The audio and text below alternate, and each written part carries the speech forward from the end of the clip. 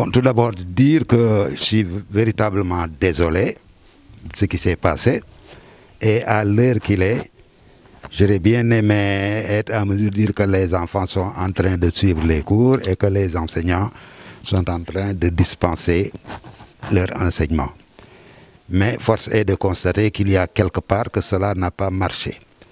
Je ne suis pas en mesure de dire que fondamentalement le tort revient au seul gouvernement dans la mesure où, à ma connaissance, je n'ai pas eu vent d'une quelconque proposition venant des enseignants en tant que tels, des enseignants en tant que membres d'une association syndicale, encore moins des hommes politiques, parce que l'école est une chose trop sérieuse pour que cela soit laissé aux seules mains des gouvernants. L'école, c'est l'affaire de tout le monde. L'école intéresse tout le monde. L'école aurait dû recevoir de la part et des parents et des enseignants, de la société civile et des protagonistes politiques, des observations, des recommandations, des conseils, des suggestions, autant de choses qui auraient peut-être pu aboutir à un état qui nous permettrait d'atteindre le moins mauvais. Parce que il faut d'ores et déjà se dire qu'au moment où nous sommes, il ne pouvait s'agir que peut-être, allez, on va appeler ça du colmatage. Qu'il n'y a pas de solution, ça je ne saurais le dire, je ne pourrais le dire et je ne dois même pas le dire. Tant que les protagonistes sont là, il y a toujours bon espoir qu'il y a possibilité, voilà, de trouver une solution. Mais si on y prend garde, ça risque d'être très tard. Et dans le communiqué que le ministère ou je ne sais pas, l'État a donné, on a parlé d'une éventuelle reprise des cours.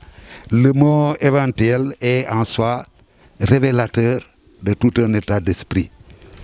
On est dans le doute, on est dans l'incertitude, on est dans le tâtonnement, on est dans le calcul. Si bien que j'ose pas dire que c'est trop tard, mais en tout cas, il nous faut redoubler d'efforts pour que, au moins, cet état de fait que nous avons constaté, véritablement, soit dépassé. J'ai peur même de parler d'année blanche, parce que en parler, c'est peut-être installer la peur dans le camp des parents. Bon, mais véritablement, on n'en est pas loin.